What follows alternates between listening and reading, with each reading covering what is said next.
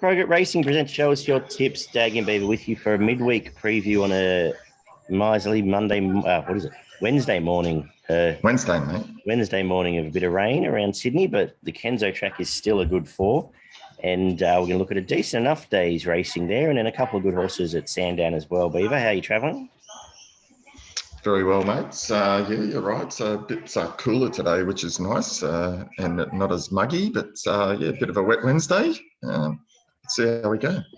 And any takeaways from the weekend? I haven't gone back and watched any replays, to be honest. I've been a bit busy. But, yeah, Animo got beat and a few other. I think track had something to do with that more than anything. Yeah, I think we called that out in our show that we thought the track and the run in the run might play a part in that, and Animo wasn't able to overcome that. Yeah. Marabi was very good again. Yeah, outstanding. Are they the two you want to follow? Anything else from the earlier races throughout the day? I think so. I think I was reading an article, and it's I think it's topical. Damien Oliver was talking about the way that races are being run at the moment and the pace in races, and you know, I've been talking to the Gump for a while now about this, and the sectionals are so key, and it is a bit of a problem with track bias and speed in races, and I don't know what racing's going to do about it to try and make it a bit more fair for all and sundry in every race and give the punters a fair crack. Well, you know, the problem is, particularly in Sydney, where the stewards actually give them a speed map, they just get in formation and jiggy jog.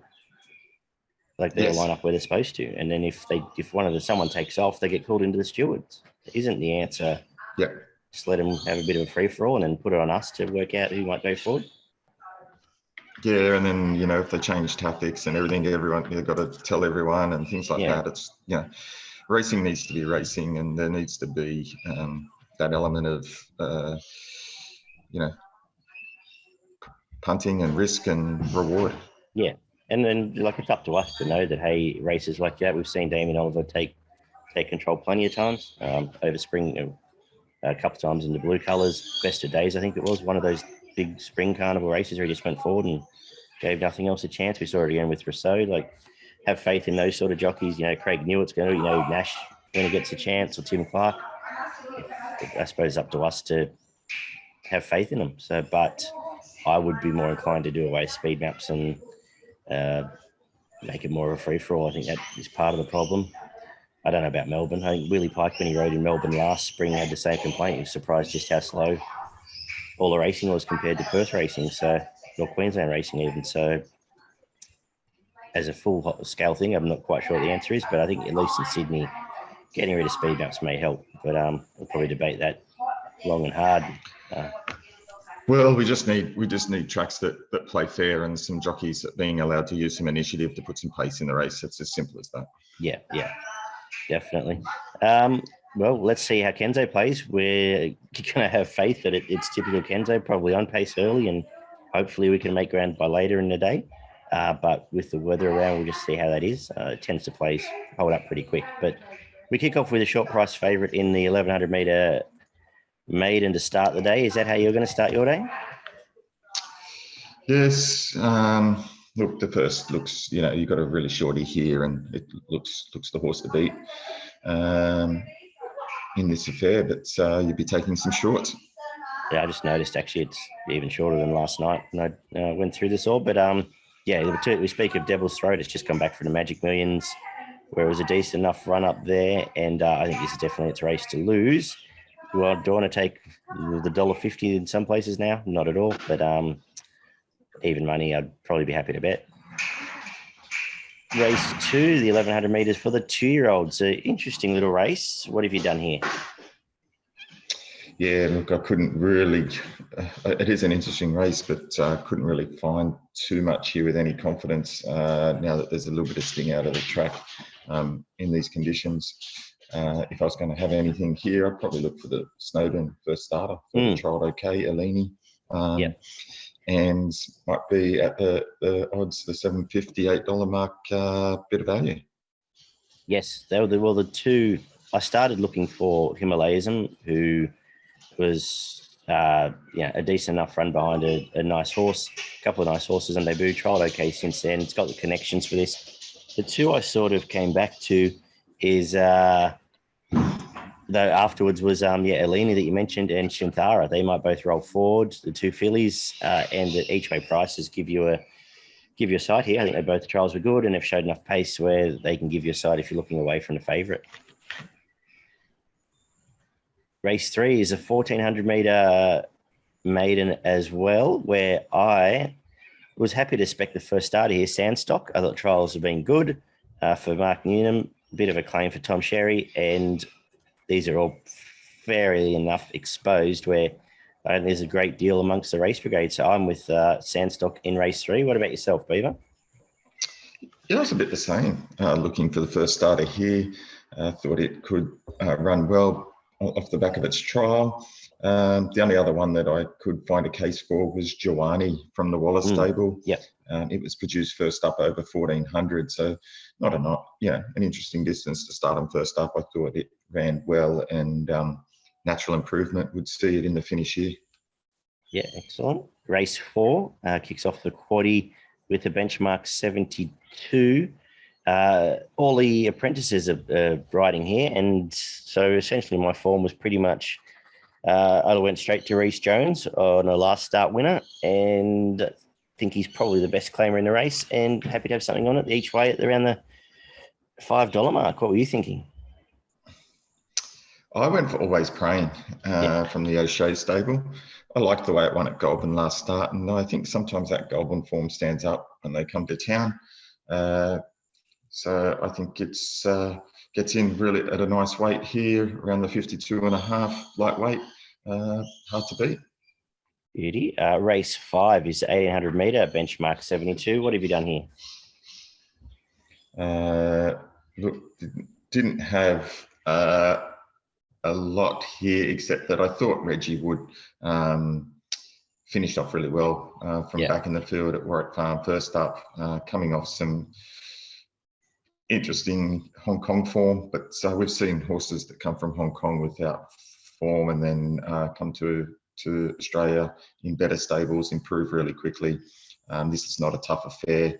So as long as it's not too biased up front and they can run on, and hopefully by this time of the day they can, it should be finishing over the top of these and winning. Excellent. I agree with you. I have Reggie Wood on top. I thought it might have been a little bit longer, but everything it's done in Australia has been pretty good. The debut run was good. The trials were good before that. And I'm just treating it as a fresh horse here in Australia, and happy to back it here. Don't have much more to say about the race, apart from good luck to a couple of friends of the show who have shares in Daysan. But Reggie Wood on top for me. 1,400 metre benchmark 72 is race number 6, where I've got Rejoice on top for Annabelle Neesham. J-Mac coming off a win, saved from the Midway on Saturday to race here. And I think this is a winnable race. I don't think there's a great deal of depth here. It only has to get past Mensa Missile, I think, and happy to take that chance. What have you done? Yeah, I've gone for Rejoice as well. 3 wins from 4 starts is good enough for me in this field. Couple of horses here that don't win all that often. Probably just a little bit of a watch on Construct. Now it gets back to this type of company where it's been racing in better company, but I'd probably want to see it do a little bit more first. And Rejoice is going good. And we wrap up the day with the 1,000 metre benchmark 72. What are you doing to finish off?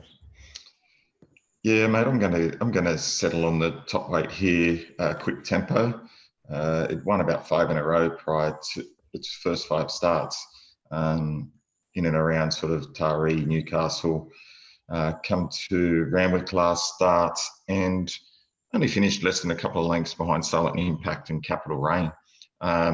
So I think that's still not bad form, even though it finished 6th out of 7 in the field. That doesn't turn me off there. Don't know much about the jockey here, but does get the 3 kilo claim, which will help. So I'm going to stick with Quick Tempo on top. Tricky race. I've got Shadow Bridge on top. It was $23 when I did the form, coming off trailing outs at Canterbury on a heavy track. Before that was a nice enough winner. Had to trial since where it trialled quite well. And the 20s in a race, I didn't have much other idea. I was happy to have a spec on Tom Sherry riding well enough at the moment.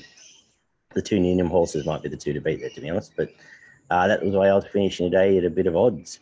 Yeah, and I'll make it my value for progretracing.com.au, Shadow Bridge in the last. And I'll make my best. Today I've struggled a little bit for a best. I'm happy to make it. Ooh, let's make it Sandstock, the first starter for Newnham in race 3. What have you done, Beaver? Yeah, I've got my best bet of the day, race 6, number 7, Rejoiced. I hope he can add another win to its bow. And my value bet, I've gone for the first starter in race 2, number 8, Alini. Very good.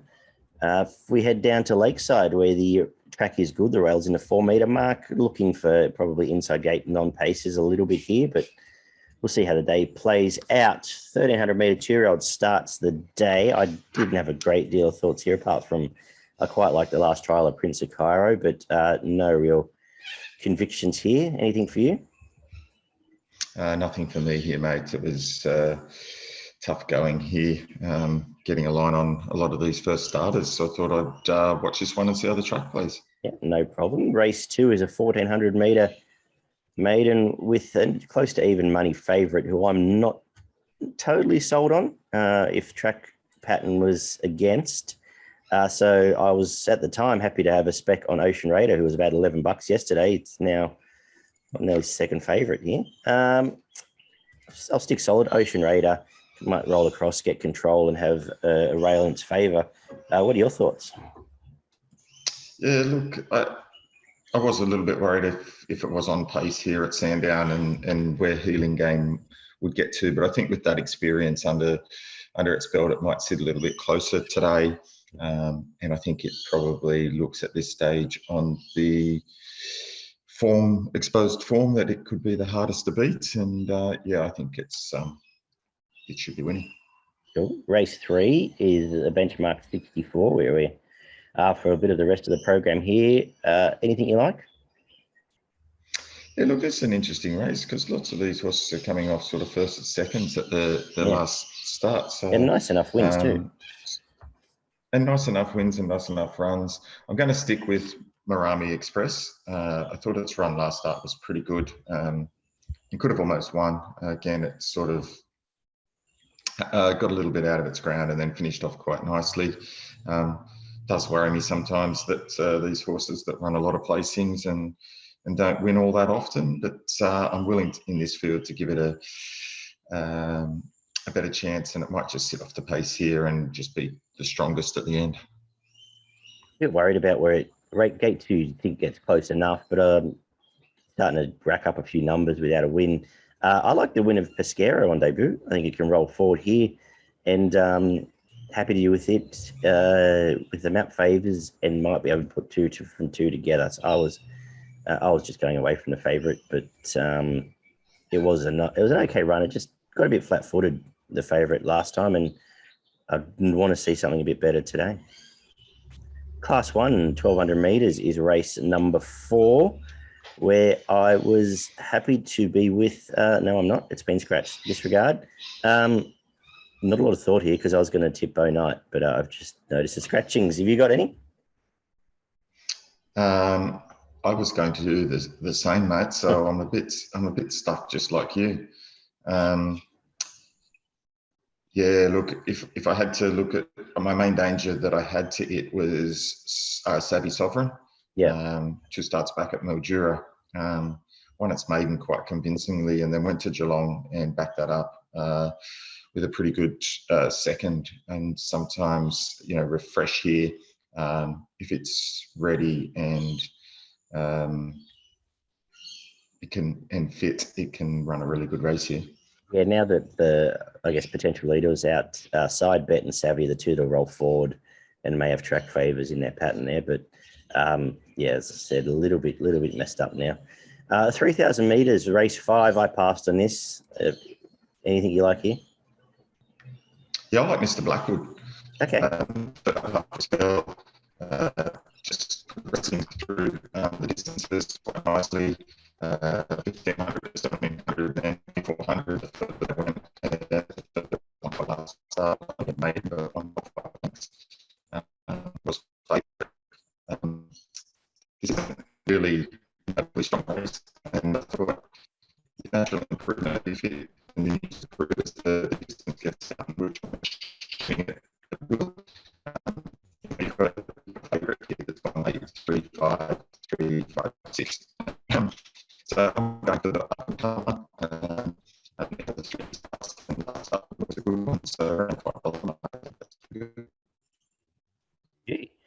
Race 6, benchmark 64. Here to shocks. Seems quite short to me. What do you make of this? Yeah, Here to Shock is my on topper here. Gets the service of Oliver again today. It is carrying the 62.5, but it's been racing in much better company than this, and this is a fair few grades lower than that. Back this time last year, it was racing at Rosehill and Randwick against the likes of Mwanga, and even at Flemington against Luna Fox and Cherry Tortoni, finishing less than 4 lengths off those at a hefty price. Trialled well at Tatura before a couple of good runs at Sandown, and Flemington last start was pretty good as well. Won't get an easier race than this to win its third race. Only 5 kilos above the limit, so Here to Shock on top for me. Yeah, you make a pretty good point. I'd like to see it win a race, though, is my only concern. But definitely no Mwangas here. If I'm looking away, it wasn't a great time, but I like the win of Bronze Bar first up. And Mark Tyrong maybe can roll forward and give you a sight, but reluctantly Here to Shock from Bronze Bar in race 6. A little less reluctant in race 7, where I have Ocean's Gen on top. I like the fact that it's going to roll forward, probably either lead or sit on the Jumbac's back and give you quite a nice side off, a nice win at Cranbourne. And there's not a great deal of chases here, I thought. So happy to have Ocean's Gen on top here from the obvious danger in the Jumback, who's a track specialist. What have you done? Yeah, same. Ocean's Gen with the scratchings looks probably one of the better bets of the card. Groovy Kind of Love is out. It just looks to have all the favours here now. And it looks like the race is only got 2 chances in it, and Ocean Gen looks the best. Excellent. And we close the day with a benchmark 64 over the 1200, where I struggled a little bit, and actually the couple I was liking have been scratched. So small spec on Kirakat, coming off a win, fresh up here, stable going quite well, but no real confidence for me now in the last. What have you done, Beaver? Yeah, I was a little bit the same. Didn't really like this race even before the scratchings. Look, if I was forced to have a pick, I'd probably just stick with the top weight changing tracks. Mm-hmm. Thought it won well last start, and could if it reproduces that, might be the hardest to beat here. For progressiveracing.com.au, your best in value. Yeah, my best comes up in race 7, number 10, Ocean's Gen, and my value bets. Comes up. I'm just trying to find where my value bet was. Race 5, number 5, Mr. Blackwood. Great. I'm with you. My best of the day is Ocean's Gen as well. And I'm going to make it the Ocean Park double with Ocean Raider, the value, in race number 2, I believe it was. Yes, race 2. Anything up north? Mate, I did have a couple up north as I just scrolled through to find them for you. Race 3, number 6, Trip the Light, around the $5 mark. I think it can run well. Moving on to race 5, number 6, Harlequin Field. Thought it would be super hard to beat. And then my other bet came up in race 8, number 3, Meridian Flash. Good stuff. This has been Show Us Your Tips for progressiveracing.com.au. Check out their website as well as subscribe to their email and YouTube channel to get our updates twice a week. And Beaver, I will see you tomorrow night for a look towards the English Millennium, whatever it is, day, $1 million 2-year-old thingy. Good punning today, mate, and I'll chat to you soon. Cheers, Matt.